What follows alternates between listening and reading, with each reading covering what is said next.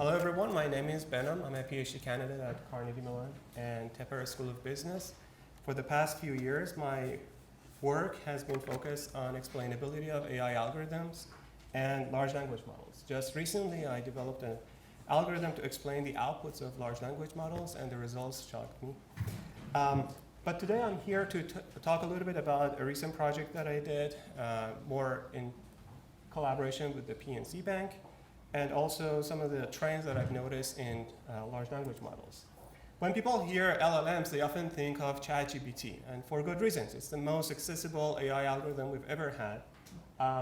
Right now, I'm asking it to explain or describe Deloitte, our sponsor today. I think it did a good job. But a lot of businesses soon realized that ChatGPT alone is not enough to basically provide benefits for them. So there was this new trend of Retrieval Augmented Generation, or RAG, which a lot of you are familiar with, where you basically enrich the outputs of ChatGPT or any LLM that you use with the database of your own company. In fact, I would argue that you don't want to use ChatGPT because of privacy reasons of your own data. But so you have like financial documents, project reports, a lot of those things, and you want to reduce the hallucinations of ChatGPT or your favorite LLM, and you basically empower that with this database. This is a very hot topic these days. People call 2024 the year of RAG. I don't want to brag about it. This is all it is.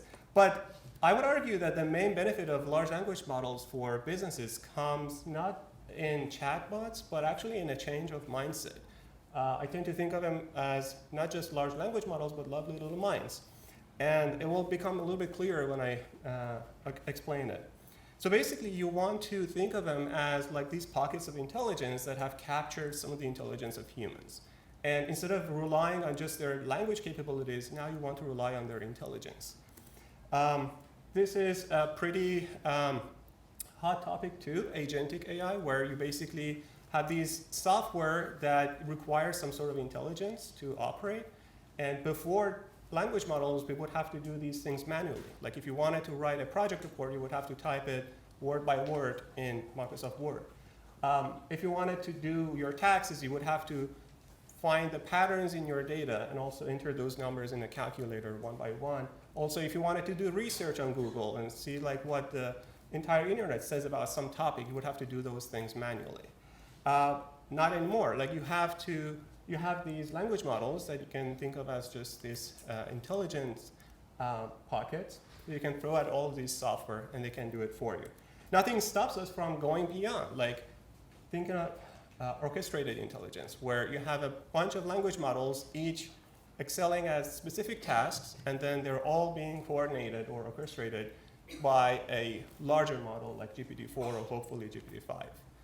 OpenAI, if you can hear me, just drop it already.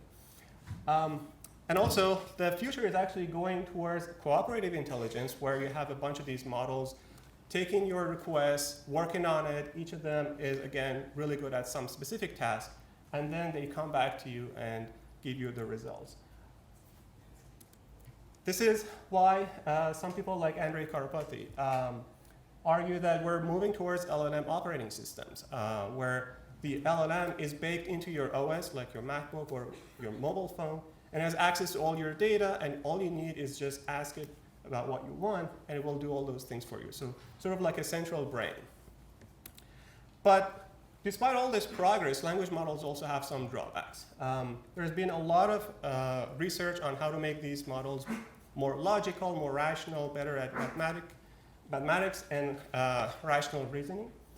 But they also lack some patterns of human behavior. And part of my research is actually trying to reduce this problem and basically allow these models to behave more and more like humans. A very good application of these kinds of improvements would be in employee training.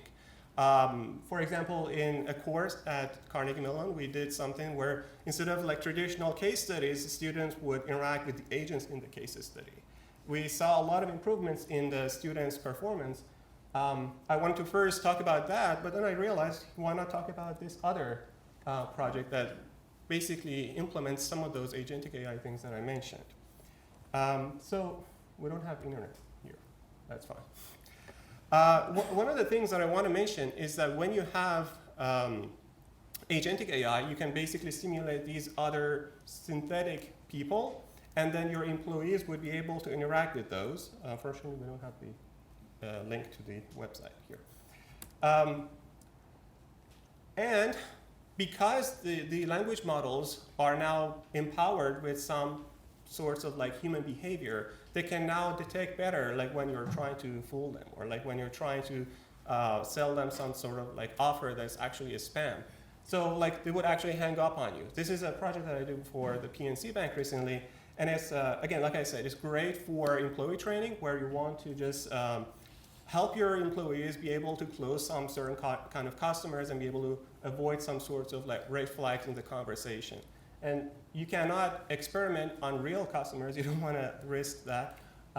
But you can do that with large language models that behave similar to humans.